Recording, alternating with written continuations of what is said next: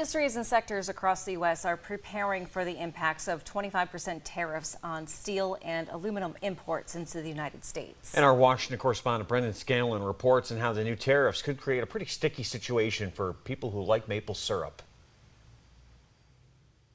It's no secret trade tensions are running hot between the U.S. and Canada. Canada has been ripping us off for years. Donald Trump, as we know, has put, as the Prime Minister just said, unjustified tariffs on what we build, on what we sell, on how we make a living. The new tariffs are prompting industries that rely on steel and aluminum to brace for rising costs. The tariff tit for tat with Canada could also create a sticky situation for maple syrup lovers. Any tariff on that maple syrup would then probably increase the price of maple syrup for consumers in the grocery stores. Adam Wild is an expert when it comes to research and sustainability in the maple industry. He says Canada and the maple industry go hand in hand. Maple is not only a symbol of pride for our neighbors to the north, it's also a major export. About 75% of maple syrup comes from Canada, contributing to the equivalent of roughly $700 million to Canada's economy. About 60% of Canada's maple syrup is imported by the U.S. The United States doesn't produce enough maple syrup to meet the consumer demand across the United States, so